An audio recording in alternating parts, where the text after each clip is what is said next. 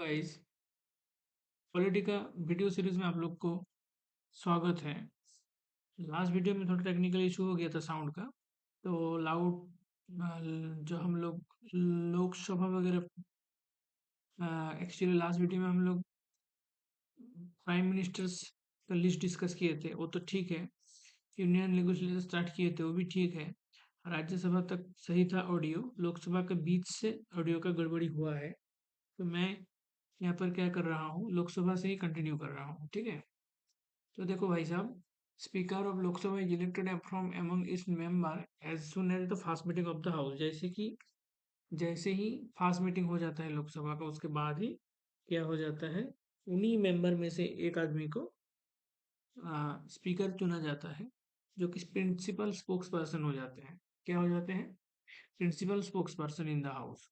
और ये मान सकते हो कि इसका ही डिसीजन होगा, मतलब जो स्पीकर बन जाएंगे उनका ही डिसीजन ऑल पार्लियामेंट्री मैटर में फाइनल माना जाएगा, ठीक है। और जनरली ये जो है वोट वगैरह नहीं देते हैं, लेकिन ऐसा सिचुएशन अगर हो जाएगा कि जहाँ पर टाई हो गया हो, टाई, वहाँ पर ये कास्टिंग वोट देने का इनके पास क्षमता है। ये कास्टिंग वोट बहुत महत्वपूर्ण हो जाता है, क्योंकि स्पीकर जिनके तरफ वोट देगा, क्यों टाई हो चुका है तो अब स्पीकर का वोट बच रहा है। स्पीकर जो है जिनके तरफ वोट देंगे, उसी राय को, मतलब फाइनलाइज हो जाएगा वो राय, ठीक है। अच्छा, he presides over to sitting of joint sitting of two house. अगर दोनों हाउस, मतलब लोकसभा और राज्यसभा, इन दोनों हाउस का मिलकर कोई ज्वाइंट सिटिंग किया जाता है, तो उसमें प्रिसाइडिंग कौन करेंगे, या तो बोल सकते हो उसका प्रेसिडेंट कौन हो जाएंगे, वो हो जाएंगे लोकसभा का स्पीकर। डिप्यूटी स्पीकर कौन हो जाएगा? डिप्यूटी स्पीकर वो हो जाएगा जो स्पीकर का एब्सेंस में स्पीकर का काम कर लेंगे। फास्ट स्पीकर ऑफ लोकसभा कौन हो जाएंगे? Mavalankar. Fast speaker of Lok Sabha कौन हो जाएंगे? मावलंकर। मावलंकर। और फास्ट वुमेन स्पीकर हो जाएंगे मीरा कुमार। मीरा कुमार। चलो, जुडिशियरी में आ जाएंगे हम लोग। हमारा देश का जुडिशियरी आप लोग देखेंगे तो उसमें supreme court at the top में रहते हैं, और हाई कोर्ट उनके नीचे में काम करते हैं। और हाई कोर्ट के अंडर में काम करते हैं सबऑर्डिनेट कोर्ट्स। ठीक है, इतना तो इजी है। अब आ जाइए, सुप्रीम कोर्ट के बारे में आर्टिकल 124 में देखने को मिलता है। 124, ये याद रखना, ठीक है। 124, 124, ठीक है। 124 of constitution deals with the establishment and composition of supreme court. इसमें ही बोला गया कैसे सुप्रीम कोर्ट का एस्टेब्लिशमेंट होगा, कैसे सुप्रीम कोर्ट का कंपोजिशन रहेगा। और जजेस ऑफ सुप्रीम कोर्ट को कौन अपॉइंटमेंट देंगे? प्रेसिडेंट दे देंगे। Hold office until they attend the age of 65 years. ठीक है जी। जज ऑफ सुप्रीम कोर्ट, ठीक है, यहाँ पर किनका बात चल रहा है? जज ऑफ सुप्रीम कोर्ट का बात चल रहा है यहाँ पर, ठीक है।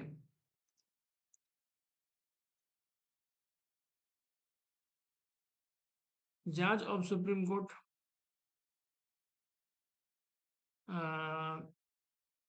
तो अपॉइंटमेंट करेंगे प्रेसिडेंट, ठीक है। और उनका ऑफिस वो होल्ड करेंगे 65 ईयर्स तक। और ये जो मतलब चीफ जस्टिस जो होंगे, वो राइटिंग दे सकते हैं प्रेसिडेंट को रिजाइन देने के लिए। उनको अगर रिजाइन देना होगा चीफ जस्टिस को, तो प्रेसिडेंट को राइट मतलब लिख सकते हैं एप्लीकेशन।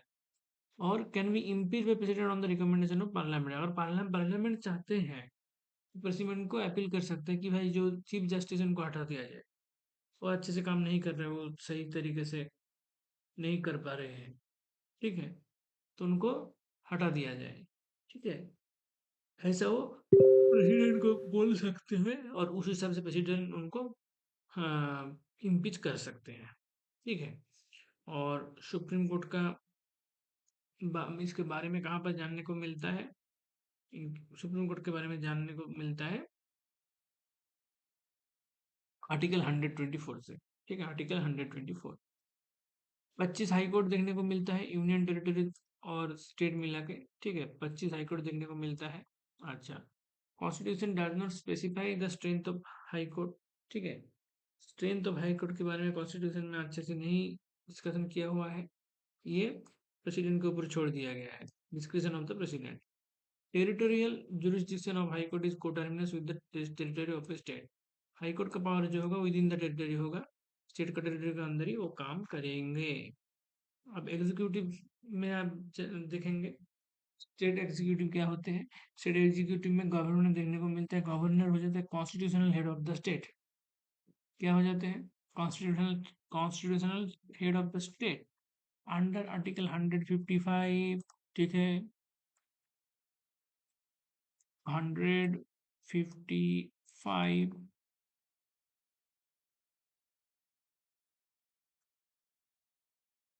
ठीक है, 155 में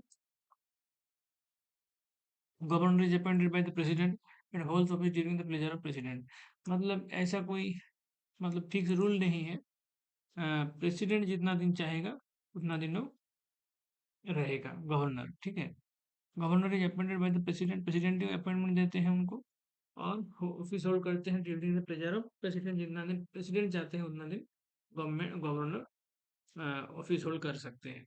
और ये ओथ किसके सामने लेते हैं, chief justice of high court, high court का चीफ जस्टिस के सामने गवर्नर ओथ लेते हैं और गवर्नर के सामने लेते हैं सीएम। गवर्नर को क्या फायदा मिलता है, एग्जीक्यूटिव लेजिस्लेटिव जुडिशियल और financial power as similar as to president, central में प्रेसिडेंट को जैसे जितना जैसे मिलता है उतना यहाँ पर स्टेट में गवर्नर को मिल जाता है, executive power, legislative power, financial power, judicial power, ठीक है जी, इतना समझ में आया क्या।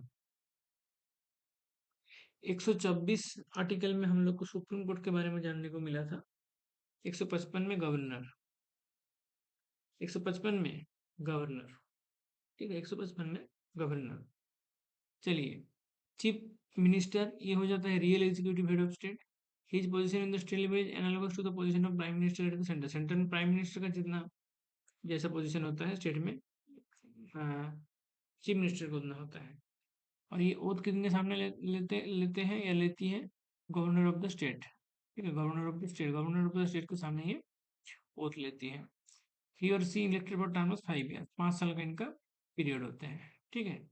अच्छा, काउंसिल ऑफ मिनिस्टर मतलब स्टेट वाला काउंसिल का बात कर रहा है, council of minister in state, जिनके बारे में आर्टिकल 163 164 में लिखा गया है, आर्टिकल 163 164, तो आर्टिकल वाली चीज ध्यान में रखना। 124 supreme court, 155 governor, 163 164 council of minister in state, council of minister headed by chief minister and this is the real executive authority in the state, ये चीफ मिनिस्टर और उनका जो काउंसिल ऑफ मिनिस्टर होते हैं ये एक्चुअल रियल में executive authority है state का। तो इतना तक हम लोग लास्ट वीडियो में देख लिए थे, अभी नया टॉपिक शुरू करेंगे। अभी क्या करेंगे, अभी तक पुराना वीडियो डिस्कस कर रहे थे, हालांकि उसमें साउंड नहीं आया था, तो मैं उसको वीडियो को काट करके डाला हूँ, जितना तक साउंड था उतना तक ही डाला हूँ, और इतना पोर्शन जो उस वहाँ पर साउंड नहीं था उसको हटा दिया हूँ और यहाँ पे कवर कर दिया हूँ, अभी कवर हो चुका है वो वाला पार्ट। अभी नया शुरू करेंगे टॉपिक पंचायत से, ठीक है, नो प्रॉब्लम। पंचायत शुरू किया जाए, चलिए, देखो पंचायत के बारे में आर्टिकल 40 में देखने को मिलता है, ठीक है,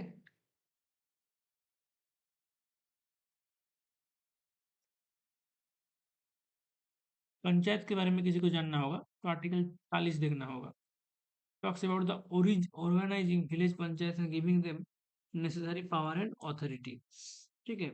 the panchayat raj is divided into 3 tier structure, ठीक है, पंचायत राज में 3 टायर स्ट्रक्चर देखने को मिलता है, विलेज लेवल में ग्राम पंचायत, ब्लॉक लेवल में पंचायत समिति, जिला परिषद में डिस्ट्रिक्ट लेवल, ठीक है, ये 3 देखने को मिलता है, विलेज लेवल में ग्राम पंचायत, ब्लॉक लेवल में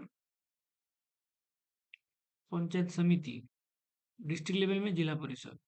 Rajasthan and Andhra Pradesh become the first and second state respectively to launch the Panchayati Raj system, ठीक है, राजस्थान एंड आंध्र प्रदेश, सबसे पहले कौन शुरू कर देते हैं, राजस्थान, उसके बाद आंध्र प्रदेश। अच्छा,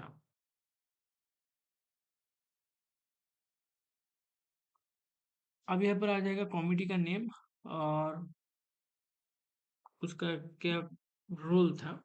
तो 1957 में आ जाते हैं बलवंत राय मेहता कॉमिटी, जिन्होंने ट्रैक सिस्टम को कॉन्सेप्चुअलाइज किए। ठीक है बाबू जी, बलवंत राय मेहता। ठीक है, बलवंत राय मेहता कॉमिटी आ जाते हैं कब? 1957 में, जिन्होंने conceptualise the three tier system को कॉन्सेप्चुअलाइज किए। फिर 1978 में अशोक मेहता आ जाते हैं। कौन आ जाते हैं? अशोक मेहता। कब आ जाते हैं? 1978 में। ठीक है, conceptualise two tier system with mandal panchayat and zila parishad. इन्होंने क्या बोला? बोला भाई टू टायर सिस्टम ठीक है। क्या बोला? बोला टू टायर सिस्टम ठीक है। ठीक है, और टू टायर में क्या क्या रहेगा? जिला परिषद रहेगा, ठीक है, और एक मंडल पंचायत करके रहेगा। फिर एल एम सिंह भी आ जाते हैं। एल एम सिंह भी आ जाते हैं 1986 में। इन्होंने लोकल सेल गवर्नमेंट की बात करते हैं टू बी कॉन्स्टिट्यूशनली रिकॉग्नाइज। ठीक है, एल एम सिंघवी कब आते हैं? 1986 में। जिन्होंने क्या बोलते हैं? Local self government to be constitutionally recognise. ये बोलते हैं कि लोकल सेल्फ गवर्नमेंट होगा जिनको कॉन्स्टिट्यूशनली रिकॉग्नाइज किया जाएगा।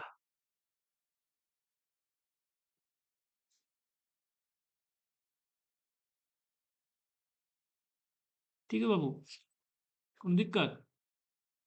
तो पंचायत के बारे में हम लोग क्या क्या सीखे? सबसे पहली बात, आर्टिकल 40 में संविधान में पंचायत के बारे में डिस्कशन किया गया। हाँ, और पंचायत अगर देखा जाए तो इनका थ्री टायर सिस्टम होता है पंचायत में। एक हो जाता है ग्राम पंचायत विलेज लेवल में, ब्लॉक लेवल में पंचायत समिति, डिस्ट्रिक्ट लेवल में जिला परिषद। और अगर किन किन कमेटी का रिकमेंडेशन क्या क्या था, ये थ्री टायर वाली सिस्टम का जो बात, ये बलवंत राव कमेटी का था। ये मेहता शायद बलवंत मेहता कमेटी जो था, इनका रिकमेंडेशन था 1957 में कि भाई थ्री टायर सिस्टम होना चाहिए। और फिर अशोक मेहता आते हैं 1978 में। उन्होंने बोलता है नहीं नहीं, थ्री टायर नहीं चाहिए, टू टायर सही रहेगा। एक को बोल देंगे मंडल पंचायत, एक को बोल देंगे, मतलब इनका कहने का मतलब था एक जिला परिषद होगा, एक मंडल पंचायत होगा। ठीक है, और फिर आते हैं तुम्हारा L M Singhvi. L M Singhvi, ये 1986 का बात है। इनका रिकमेंडेशन होता है कि भाई लोकल सेल्फ गवर्नमेंट होना जरूरी है। ठीक है, और इनको कॉन्स्टिट्यूशनली रिकॉग्निशन मिलना चाहिए। राजस्थान सबसे पहले पंचायती राज को एडॉप्ट करते हैं। कौन करते हैं? राजस्थान। उसके बाद कौन करते हैं? आंध्र प्रदेश। सबसे पहले राजस्थान, दूसरी आंध्र प्रदेश। ठीक है, अब आ जाएंगे म्यूनिसिपैलिटीज में। 74 constitutional act 1992 introduced a new part IX A in the constitution dealing with municipalities। ठीक है, डीलिंग विथ म्यूनिसिपैलिटीज।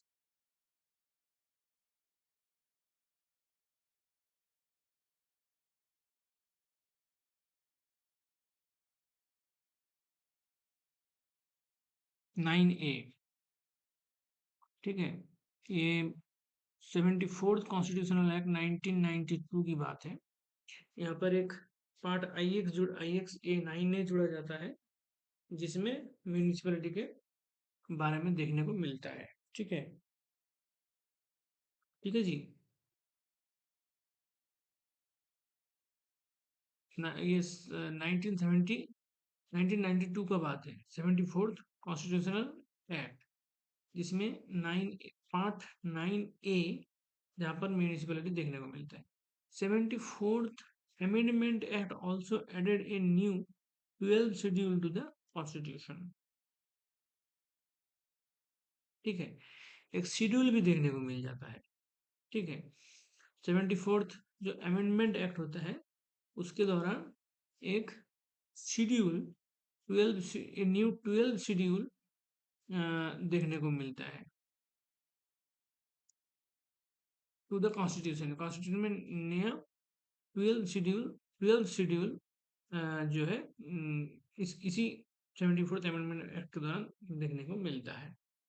ठीक है, और 74th जो कॉन्स्टिट्यूशनल एक्ट 1992 इसमें न्यू पार्ट जोड़ा जाता है जिस पार्ट का नाम हो जाता है 9A, जिसमें म्यूनिसिपैलिटी इसके बारे में चर्चा होते हैं। अभी हमारा कॉन्स्टिट्यूशन में पार्ट कितना है, शेड्यूल कितना है? 12 शेड्यूल है अभी, और पार्ट कितना है? अभी तो 22 पार्ट हो गया है ना, 22 पार्ट हो गया। चलो, this amendment act give constitutional status to municipalities. ठीक है, कॉन्स्टिट्यूशनल स्टेटस जो मिला म्यूनिसिपैलिटीज को इसी अमेंडमेंट एक्ट के दौरान। देखो यहाँ पर इस अमेंडमेंट एक्ट के बारे में देखोगे तो पता चलेगा। 1992 वाला देखो, ये वाला 73rd अमेंडमेंट एक्ट 1992, ये कितना 74th वाला बोल रहा है। अच्छा अच्छा, 74th के बारे में चर्चा नहीं है यहाँ पर। ठीक है, कोई दिक्कत नहीं, चलो। अच्छा, म्यूनिसिपैलिटीज में देखा जाएगा तो 3 कैटेगरी देखने को मिलेगा। एक मिल जाएगा नगर पंचायत, एक हो जाएगा म्यूनिसिपल काउंसिल, एक हो जाएगा म्यूनिसिपल कॉरपोरेशन। तो नगर पंचायत मतलब areas in transition from rural to urban. एक हो जाता है municipal council smaller urban area, municipal corporation for larger urban area. ऐसे ढांचा देखने को मिलता है। तो हम लोग क्या देखें, जो कॉन्स्टिट्यूशन है, कॉन्स्टिट्यूशन का आर्टिकल 40 में पंचायत के बारे में चर्चा देखा गया। और जो 74th कॉन्स्टिट्यूशनल अमेंडमेंट, 74th जो कॉन्स्टिट्यूशनल अमेंडमेंट 1992 वाला, उसमें ना एक पार्ट जुड़ा जाता है जिसको बोलते हैं 9A।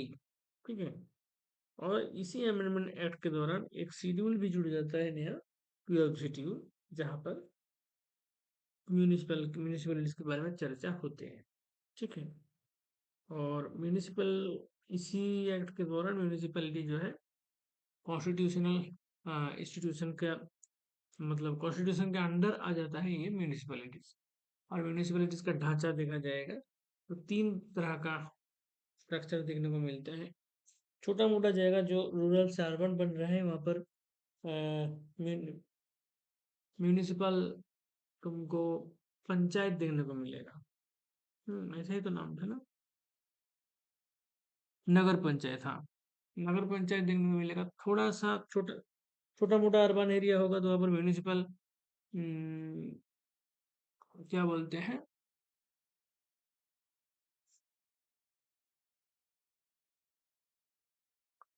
काउंसिल। हाँ, और म्यूनिसिपल कॉर्पोरेशन बड़ा लार्जर एरिया के लिए। ठीक है, 3 टर्म है, nagar panchayat, municipal council, municipal corporation. Nagar panchayat जो ऐसे एरिया के लिए जो रूरल से अर्बन बन ही रहा है। म्यूनिसिपल काउंसिल के लिए छोटा मोटा अर्बन एरिया के लिए। म्यूनिसिपल कॉर्पोरेशन के लिए बड़ा अर्बन एरिया के लिए। ठीक है, अच्छा, इतना तो समझ में आ गया होगा। चलो, ये तो हम लोग 2 टॉपिक अभी हाल ही में डिस्कस किए, पंचायत और म्यूनिसिपैलिटी। पंचायत में हम लोग क्या क्या देखे भाई, आर्टिकल 40 के दौरान इंडियन कॉन्स्टिट्यूशन में विलेज पंचायत के बारे में और उनको पावर अथॉरिटी देने के लिए डिस्कशन देखने को मिलता है। पंचायत राज 3 टायर स्ट्रक्चर हो जाता है। कैसे? ग्राम पंचायत विलेज लेवल में, पंचायत समिति ब्लॉक लेवल में, जिला परिषद डिस्ट्रिक्ट लेवल में। राजस्थान सबसे पहला, आंध्र प्रदेश दूसरा जो है लॉन्च करते हैं पंचायती पंचायती राज सिस्टम। सबसे पहले राजस्थान, फिर आंध्र प्रदेश, सबसे पहले राजस्थान फिर आंध्र प्रदेश। फिर हम लोग क्या देखें कि बलवंत राय मेहता 1957 में बोलते हैं कि भाई 3 टायर सिस्टम होगा। फिर अशोक मेहता 1917 में क्या बोलते हैं, 2 टायर सिस्टम। एक हो जाएगा मंडल पंचायत, एक हो जाएगा जिला परिषद। ठीक है, पहले क्या मतलब 3 टायर में क्या क्या है? जिला ग्राम पंचायत, पंचायत समिति, जिला परिषद। वो बोला नहीं नहीं, जिला परिषद मंडल पंचायत। फिर 1986 में सिंघवी का जो रिकमेंडेशन देखने को मिलता है, उन्होंने लोकल सेल्फ गवर्नमेंट के ऊपर बहुत ज़्यादा स्ट्रेस दिया। Local self government to be constitutionally recognise. फिर म्यूनिसिपैलिटीज के बारे में आते हैं। 74 कॉन्स्टिट्यूशन एक्ट 1992 के दौरान, ठीक है, 74 कॉन्स्टिट्यूशन एक्ट 1992 के दौरान एक न्यू पार्ट ऐड होते हैं, पार्ट 9A, जिसमें म्यूनिसिपैलिटी के बारे में चर्चा देखने को मिलता है। इसी 74 अमेंडमेंट एक्ट के दौरान न्यू 12th शेड्यूल ऐड होता है कॉन्स्टिट्यूशन में। और इसी 74 कॉन्स्टिट्यूशनल एक्ट 1992 के दौरान कॉन्स्टिट्यूशनल स्टेटस मिलते हैं म्यूनिसिपैलिटीज को। इनमें 3 कैटेगरी देखा जाता है। नगर पंचायत मतलब एरिया जो रूरल से अर्बन बन ही रहा है। Municipal council smaller urban area. Municipal corporation larger urban area. अब हम लोग देखेंगे कॉन्स्टिट्यूशनल अमेंडमेंट। क्या देखेंगे? कॉन्स्टिट्यूशनल अमेंडमेंट, ठीक है जी।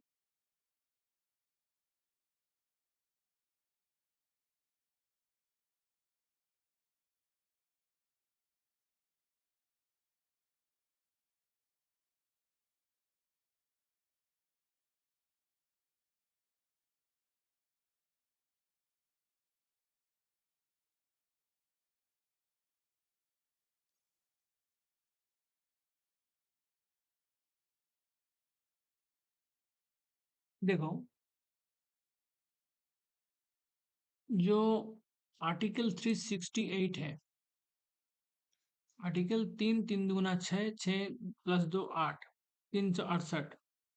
इसमें parliament has the power of amending the institution. Parliament के पास और पावर होते हैं। Parliament has the power of amending the constitution, ठीक है। तो various amendment acts and there description is given below. 36 amendment 1975 के दौरान सिक्किम स्टेट बनता है, ठीक है। 36 अमेंडमेंट एक्ट 1975 के दौरान सिक्किम स्टेट बनता है। The word socialist and secular added to preamble, fundamental duties added 1976, 42nd amendment act 1976। 75 में 36, 76 में 42nd, ठीक है जी। 42nd अमेंडमेंट एक्ट 1976 के दौरान सोशलिस्ट और सेकुलर ऐड होते हैं, फंडामेंटल ड्यूटीज ऐड होते हैं। 44 अमेंडमेंट 1978 के दौरान right to property was deleted from part 3। संविधान का पार्ट 3 देखोगे तो वहां पर देखने को मिलेगा कि संविधान हम लोग को 7, मतलब अभी तो 6, पहले 7 फंडामेंटल राइट्स दिया करते थे। अभी एक भटके हो गया 6 फंडामेंटल राइट्स। तो ये जो 7 था, जिसमें से एक हटा गया, 6 हो गया। किसको हटाया गया? संपत्ति का अधिकार, राइट टू प्रॉपर्टी। तो ऐसा कब हुआ? 44th amendment 1978। अब हो जाता है, देखो, 61st amendment act 1988। 61st amendment act 1988 में वोटिंग एज को 21 से घटाकर 18 कर दिया गया, ठीक है। बोला भाई अब 21 नहीं, 18 से वोट, मतलब वोट दे सकते हैं। ऐसा 61 में किया गया। 61 अमेंडमेंट में 1988 में जो देखने को मिलता है। 61st अमेंडमेंट एक्ट 1988 के दौरान ये होता है। 73rd amendment act 1992, institution of Panchayati Raj receive constitutional guarantee status and legitimacy, ठीक है। इंस्टीट्यूशन ऑफ पंचायती राज को कॉन्स्टिट्यूशनल गारंटी मिलता है 1992 वाली 73rd अमेंडमेंट एक्ट के दौरान। 89th अमेंडमेंट एक्ट 2003 में देखने को मिलता है, जहाँ पर क्या होते हैं, एक आर्टिकल ऐड होता है 338A and provides the creation of national commission for scheduled tribes. ST भाई लोग के लिए एक नेशनल कमीशन बनाया जाएगा, ठीक है, ऐसा। और ये करने के लिए एक आर्टिकल ऐड किया जाता है 338A, ये भी 89th अमेंडमेंट एक्ट 2003 में देखने को मिलता है। समझ में आ रहा है? 89th अमेंडमेंट एक्ट 2003 में एक आर्टिकल ऐड किया जा रहा है 338A, जिसमें क्रिएशन ऑफ नेशनल कमीशन पर शेड्यूल ट्राइब देखने को मिलता है। 91st अमेंडमेंट एक्ट भी 2003 में देखने को मिलता है, जहां पर देखने को मिलता है क्या, एंटी डिफेक्शन लॉ को अमेंडमेंट किया जाता है and also made a provision that number of minister in the centre and state government. ठीक है, नंबर कितना होगा उसके बारे में भी प्रोविजन देखने को मिलता है। ठीक है।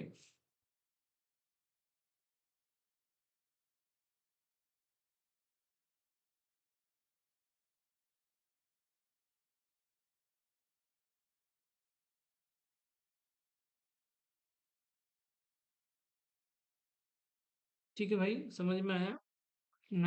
2003 में 89 भी देखने को मिलता है, 2003 में 91st भी देखने को मिलता है। यहाँ पर क्या देखने को मिलता है, एंटी डिफेक्शन लॉ। डिफेक्शन मतलब क्या होता है पता है? एक टीम, मतलब एक राज्य, मतलब उसमें पॉलिटिक्स में एक पॉलिटिकल पार्टी को छोड़ के दूसरा पॉलिटिकल पार्टी में जाना, या तो डिफेक्शन का मतलब होता है एक पॉलिटिकल पार्टी को छोड़ देना। तो इसके एंटी डिफेक्शन लॉ जो है, तो एंटी डिफेक्शन लॉ को अमेंडमेंट किया गया यहाँ पर। ठीक है। और क्या किया गया, एक प्रोविजन बनाया गया, provision that the number of minister in the central state government, कितना मिनिस्टर होगा कितना नहीं, इसके बारे में। अब देखो 93rd अमेंडमेंट एक्ट 2005। ठीक है। ठीक है। To reserve seats for socially and educationally backward classes besides the SC and the ST.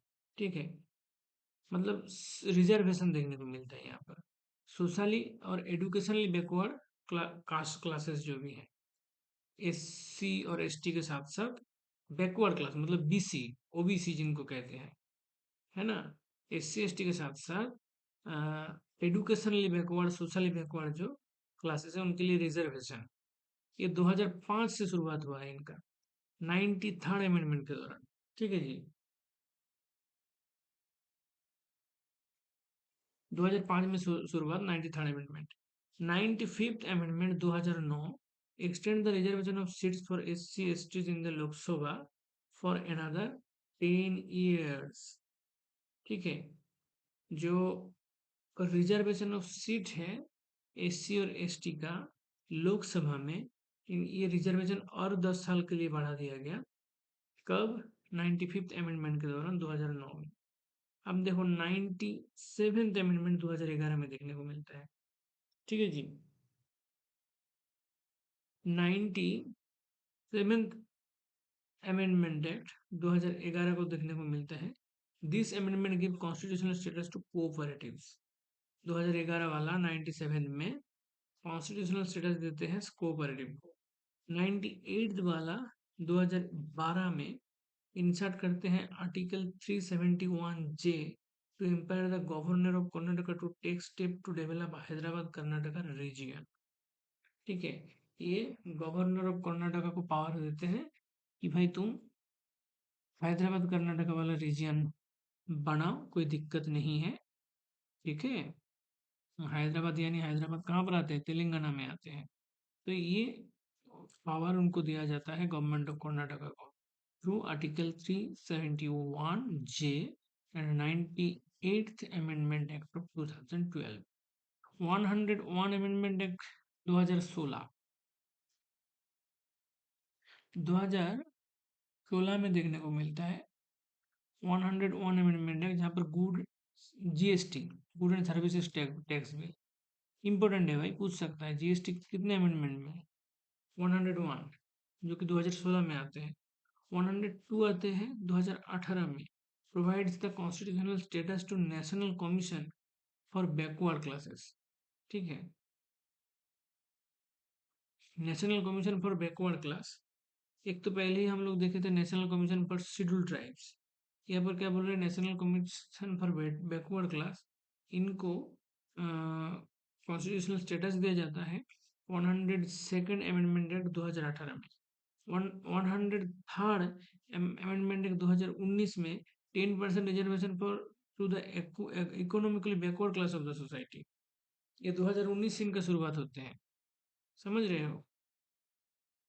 103rd जो अमेंडमेंट है, ठीक है, 2019, इसमें 10% reservation economically backward class of the society.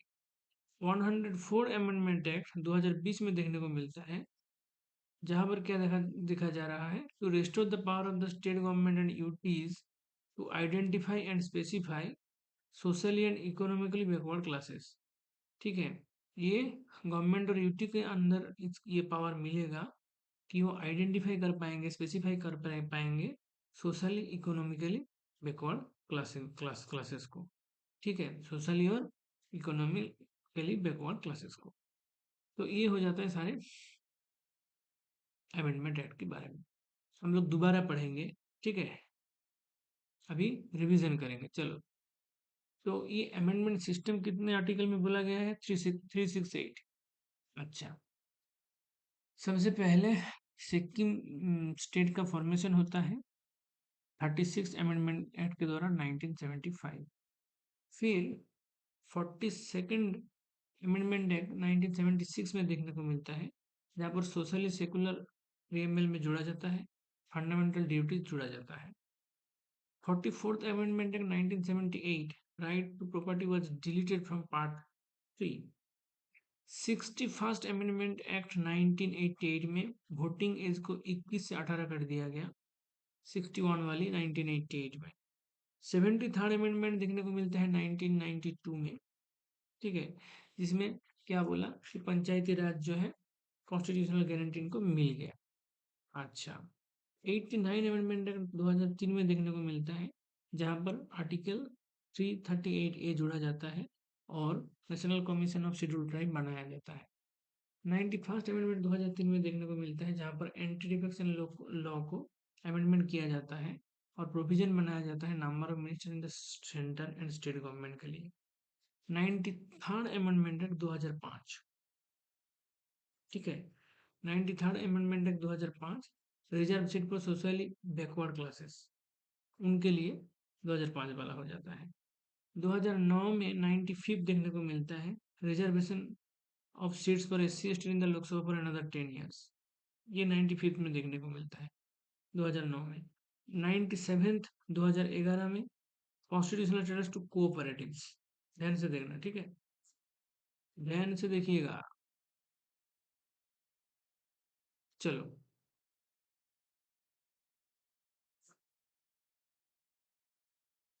अच्छा, 97th अमेंडमेंट एक्ट 2011 में देखने को मिलता है, जहां पर कॉन्स्टिट्यूशनल स्टेटस दिया जाता है कोऑपरेटिव्स को। 98 2012 में देखने को मिलता है 371 जे, गवर्नमेंट ऑफ कनाडा को पावर दिया जाता है। 101 2016 जीएसटी। 102 2018 बोला जाता है कि भाई नेशनल कमीशन बनेगा बैकवर्ड क्लास के लिए। 103 2019 10% reservation for economically backward class. 1004 2020 बोलता है कि इस, अच्छा अच्छा, ये मैं मिस कर गया शायद पिछली बार, है ना। 104 2020 में जो देखने को मिलता है, extend the reservation seats for SC in Lok Sabha and state legislative assembly for 10 years, 21 से 30, ठीक है। 2020 में ये बोला गया कि रिजर्वेशन सीट पर ST ST Lok Sabha and state legislative assembly पर 10 साल के लिए बढ़ाया दिया गया, 21 से 30 तक। 105 अमेंडमेंट एक्ट 2021 में देखने को मिलता है, ठीक है, 2021 में 105 देखने को मिलता है, restore the power of state government and UTs to identify and specify social and economically backward classes. तो अब हम लोग याद करने की कोशिश करेंगे, ठीक है, कि भाई कौन सा अमेंडमेंट एक्ट में क्या क्या है। चलो, यहाँ से शुरू करेंगे हम लोग। सबसे पहले हम लोग याद करेंगे कि भाई जो आर्टिकल नंबर 368 है, वहां पर अमेंडमेंट की चर्चा देखने को मिलता है। ठीक है, अब शुरू होगा 36th अमेंडमेंट 1975। यहाँ इसके दौरान क्या हुआ, सिक्किम को एज ए स्टेट बनाया गया। चलो 76 में 42nd देखने को मिलता है। इसके दौरान क्या किया गया, सोशलिस्ट सेकुलर को जोड़ा गया, फंडामेंटल ड्यूटीज को जोड़ा गया। ठीक है, 44th 1978 के दौरान क्या किया गया, पार्ट 3 से राइट टू प्रॉपर्टी को हटाया गया। बहुत बढ़िया जी। 61st 1988 इसके दौरान क्या किया गया, वोट देने का जो अधिकार है इसको 21 से घटाकर 18 कर दिया गया। अच्छा, 73rd अमेंडमेंट 1992 पंचायती राज को स्वीकृति मिल गया कि भाई ये कॉन्स्टिट्यूशनल बॉडी है। अच्छा, 2003 वाला 89 अमेंडमेंट में क्या बोला गया, बोला गया भाई एक नेशनल काउंसिल बनेगा। एक आर्टिकल पहला बनाया गया 338 शायद 338A, जिनमें बोला गया कि भाई नेशनल कमीशन बनेगा बैकवर्ड क्लास के लिए, है ना। 338A national commission for sorry national commission for scheduled tribe बनेगा। ठीक है, चलो बढ़िया, कोई दिक्कत नहीं, मानने दो। अब आ जाता है 91st अमेंडमेंट एक्ट ऑफ 2003। इसके दौरान क्या होते हैं, इसमें एंटी डिफेक्शन लॉ को अमेंडमेंट किया जाता है और बोला जाता है एक नंबर के बारे में चर्चा होते हैं कि स्टेट और सेंट्रल में कितना नंबर ऑफ मिनिस्टर क्या है उसके बारे में चर्चा होते हैं। बहुत बढ़िया, बहुत बढ़िया। अब देखो 93rd अमेंडमेंट 2005 में क्या होते हैं, बीसी कैटेगरी को बोला जाता है कि भाई इनको रिजर्वेशन मिलेगा, बीसी कैटेगरी को मतलब बैकवर्ड क्लास को। अब आ जाता है 95th 2009 95th अमेंडमेंट 2009। इसके दौरान क्या होता है कि भाई एस सी का रिजर्वेशन जो है पार्लियामेंट के 10 साल के लिए बढ़ा दिया गया है। सही है जी। अच्छा, 97th अमेंडमेंट देखने को मिलेगा 2011 में। इसमें क्या होगा 97th अमेंडमेंट में, 2011 में, भूल गया हूँ। दिस अमेंडमेंट गिव्स, हाँ कोऑपरेटिव, सही है। और 98th देखने को मिलता है 2012 में। इसमें क्या होता है, हाँ 371J देता है, गवर्नमेंट ऑफ कर्नाटक को पावर देता है, डेवलप हैदराबाद कर्नाटक रीजन। हाँ, अब ये हो गया। अब 101 आता है 2016 में, इसमें इसके दौरान जीएसटी, वेरी गुड। अब 102 आता है 2018 में, इसके दौरान 102 2018, इसमें क्या होता है भाई, हाँ national commission for backward class. और 103 2019 इकोनॉमिकली बैकवर्ड क्लास। और 104 2020 इसके दौरान और 10 साल बढ़ा दिया गया 21 से 30। और 105 2021 के दौरान बोल दिया गया कि भाई इकोनॉमिकली बैकवर्ड जो क्लास है या सोशली बैकवर्ड जो है, इनका जो इनको स्पेसिफाई करने का, इनको आइडेंटिफाई करने का अधिकार स्टेट और उसको दिया जाता है, इसको यूनियन टेरिटरीज को। अब हम लोग क्या करेंगे, उल्टा तरफ से याद करने का कोशिश करेंगे। ठीक है, उल्टा तरफ से देखो कैसे, सिक्किम स्टेट कैसे बना, 36 अमेंडमेंट 1975, सोशलिस्ट सेकुलर और फंडामेंटल ड्यूटीज जोड़ा,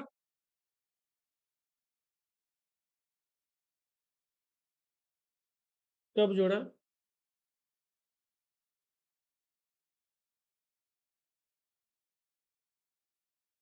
1976 में 42 अमेंडमेंट, राइट टू प्रॉपर्टी 78 में 44 अमेंडमेंट, 21 से 16 कर दिया गया, 61 अमेंडमेंट 1988। बहुत बढ़िया। पंचायती राज को कॉन्स्टिट्यूशनल वो मिल गया कितने नंबर में,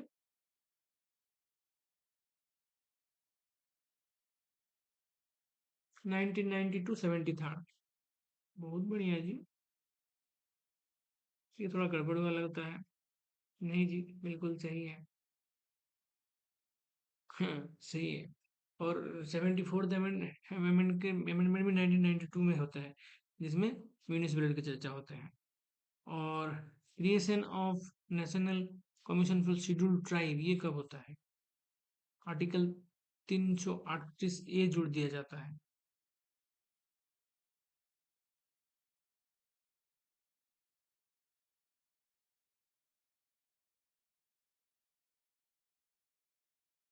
पंचायती राज तो सही है, 1992 में हो जाता है, 73rd अमेंडमेंट के दौरान। अब ये कब होता है? देखो, ये हो जाता है, ये सीधा, देखो यहाँ से याद रखना, ये 73rd चल रहा था, अब सीधा 89 में चला जाएगा। सोचो, 73rd से हम कहाँ जा रहे हैं? एकदम बिल्कुल 89, 2003 में जा रहा है, 89 में, तब जाके ये होते हैं। अच्छा,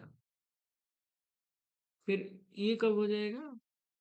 anti defection law, central state में सीट वगैरह ये सब 2003 में ही, लेकिन 91 वाले। फिर बैकवर्ड क्लास के लिए जो सीट रिजर्वेशन, ये कब? 2005 में, वेरी गुड, 2005 में 93rd अमेंडमेंट के दौरान। और लोकसभा में स्टेट बढ़ा दिया गया 2009 में, ये हो जाता है 97th, 95th, 97 नहीं, 2005 वाला में तो 93rd हो रहा है, और 2093 95th 2009। अब 97th 2011 में क्या होते हैं? कोऑपरेटिव्स। और 98 2012 में कर्नाटका। ठीक है, फिर गुड सर्विस 101 2016। बैकवर्ड क्लास के लिए कमीशन 2018 102, 103 2019 में 10% में ईडब्ल्यूएस। और 100 फुट 2020 में और बढ़ा दिया गया। और 5 2021 में restore the power of state government and union territory to admit. ठीक है, तो लगभग मेरे को लगता है आप लोग को याद हो गया होगा। अब मैं फाइनल रिवीजन कराऊंगा आप लोगों को। पहले 2 राउंड होगा, एक फॉरवर्ड एक बैकवर्ड। पहले फॉरवर्ड राउंड शुरू करने जा रहे हैं, इसमें मैं अमेंडमेंट नंबर बोलूंगा, आप लोग को प्रॉपर्टी बोलना होगा। चलिए बताइए तो। 36th amendment of 1975, Sikkim state का फॉर्मेशन। बिल्कुल एक दो शब्द में बोलना ताकि याद रहे। चलो, 42nd अमेंडमेंट 1976, उसमें सेक्युलर सोशल जुड़ दिया गया और फंडामेंटल ड्यूटीज जुड़ दिया गया। 4478 में राइट ऑफ प्रॉपर्टी हटा दिया गया, है ना, पार्ट 3 से। चलो, और 61 अमेंडमेंट 1988 के दौरान 21 से 18 कर दिया गया। अब 73rd 1992 पंचायती राज। अब 89th 2003, बिल्कुल, formation of national commission for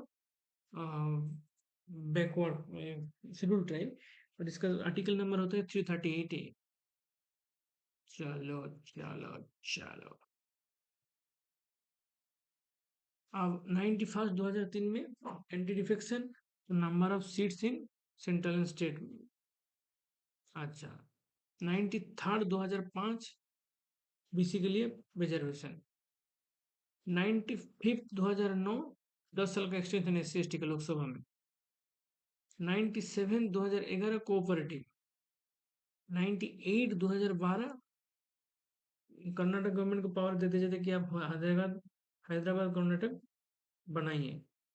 101 2016 GST. 102 2018 national commission for OBC. और हाँ, एक और भूल गया, वो कर्नाटक गवर्नमेंट को जो पावर दिया जाता है, उसका आर्टिकल नंबर हो जाता है 371 जी। 2018 बोल दिया। 103 2019 ईडब्ल्यूएस 10% रिजर्वेशन। 104 2020, इसमें क्या देखने को मिलता है? फिर 10 साल का एस सी का बढ़ा दिया गया लोकसभा में। 105 2021 बोल दिया गया, जो सोशली और इकोनॉमिकली बैकवर्ड जो जो लोग हैं, उनका आइडेंटिफिकेशन स्पेसिफिकेशन स्टेट और इंडियन टेरिटरीज कर सकते हैं, उनको पावर दे दिया गया। तो फॉरवर्ड मैराथन हम लोग का बहुत सही रहा। अब हम लोग शुरू करेंगे बैकवर्ड मैराथन। चलो, formation of Sikkim state 36 amendment 1975। Word socialist secular add हुआ, फंडामेंटल ड्यूटीज ऐड हुआ 42nd अमेंडमेंट 1976। और राइट ऑफ प्रॉपर्टी डिलीट हुआ 44 अमेंडमेंट 1978। 21 से 18 कर दिया गया 1961 अमेंडमेंट 1980। पंचायती राज को, अरे भाई, पंचायती राज को कॉन्स्टिट्यूशनल गारंटी स्टेटस लेगिटिमेसी मिल गया कब? 70 1973 में, सॉरी 1992 में 73rd अमेंडमेंट, 1992 में 74th amendment municipal, 74th amendment में म्यूनिसिपलिटी के बारे में चर्चा होते हैं। ठीक है। आर्टिकल 338 ए जोड़ दिया गया और क्रिएशन हो गया national commission for scheduled tribe. ये कब हो गया? बिल्कुल 89th अमेंडमेंट एक्ट 2003 ये होता है। जैसे ही ये वाला आता है ना पंचायती राज वाला 73rd और 1992, इसके बाद सीधा 2003 और 89 अमेंडमेंट, जिसमें formation of national commission for scheduled tribe, article number 338 ए। ठीक है, आर्टिकल नंबर 338 ए, इसके दौरान बनते हैं national commission for scheduled tribe. और ये हो जाता है 2003 की बात, 2003 में 89th अमेंडमेंट की बात। इसके पहले हो जाता है पंचायती राज वाला 1992 में 73rd अमेंडमेंट। ठीक है, 1992 में 73rd अमेंडमेंट म्यूनिसिपैलिटी, 1992 में 74th अमेंडमेंट, सॉरी 1992 में 73rd अमेंडमेंट पंचायती राज, 1992 में 74th अमेंडमेंट म्यूनिसिपैलिटी। अब आ जाएंगे 1992 2003 में 89 हो जाएगा। इसमें आर्टिकल 338 ए आ जाता है और फॉर्मेशन हो जाता है आपका national commission for scheduled tribe, national commission for scheduled tribe. Article 338 A 89 amendment 2003 और 91 अमेंडमेंट 2003 वाला जो है वहां पर आ जाएगा क्या? एंटी डिफेक्शन और नंबर ऑफ सीट्स, ये वाला एंटी डिफेक्शन लॉ के बारे में अमेंडमेंट और made provision on the number of minister in the central and state government. अब पूछेगा कि to reserve seats for social education backward class beside SC ST, तो बैकवर्ड क्लास के लिए कब हो गया? 2005 93rd अमेंडमेंट। ठीक है, 1992 73rd panchayat, 1992 74 municipality, 2003 89 national commission for scheduled tribe, article 338 A. 2003 91 amendment anti defection. अच्छा, ये हो गया 2003। 2005 वाली 93rd अमेंडमेंट BC के लिए, 2009 वाली 95th अमेंडमेंट, 2009 वाली SC ST को 10 साल और बढ़ा दिया गया 2009 में 95th अमेंडमेंट के द्वारा। ठीक है, ठीक है।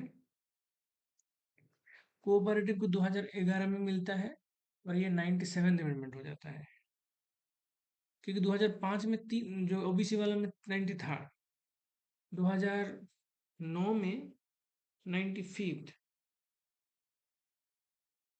SC ST वाला में, और 97 2011 में, जिसमें क्या मिलते हैं? कोऑपरेटिव। और 98 2012 में, जिसमें क्या होता है? कर्नाटक गवर्नमेंट को मिलता है 371J। ठीक है, तो कोऑपरेटिव हो जाता है यहाँ पर। इस कोऑपरेटिव को होता है 2011 97 amendment, 97 amendment 2011 cooperative. 98 2012 371J government of Karnataka to step to develop Hyderabad Karnataka region. फिर 2016 101 में good and service tax bill, और 2018 102nd में देखने को मिलता है national commission for backward class. जैसे कि 89th अमेंडमेंट 2003 में नेशनल कमीशन फॉर एसटी बना था by means of article 338A। ऐसे ही मतलब नेशनल कमीशन पर बैकवर्ड क्लास बन रहा है 2018 में 102nd अमेंडमेंट, 103rd अमेंडमेंट 2019 में, जिसके दौरान 10% एज में economical backward class of the society. ठीक है, यह 2019 में आते हैं 103rd अमेंडमेंट, 104 2020 में आते हैं, जिसके दौरान और 10 साल का मिल जाता है इनको। ठीक है, तो 10% ईडब्ल्यूएस वाला कब हो जाता है 103rd 2019, 2020 में 104th में SC/ST को और 10 साल दे दिए 21 से 30 तक। ठीक है, और फिर आ जाता है 21 में 105 that restore the power of the state government and duty to identify and classify socially and economically backward classes। ठीक है, तो लगभग हम लोग डिस्कस कर लिए हैं। तो इसी के साथ साथ ये सब हम लोग डिस्कस कर लिए, national commission for scheduled tribe वगैरह, और 105 2021 वाला भी डिस्कस कर लिए। ठीक है, restore the power of the state government entity to identify socially economic backward class. अब आ जाएगा एग्जाम इंपोर्टेंट क्वेश्चन। ठीक है,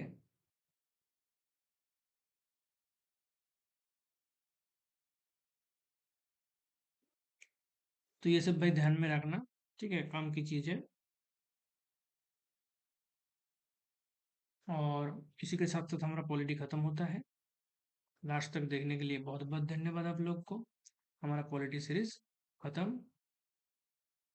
thank you very much. Radhe Radhe.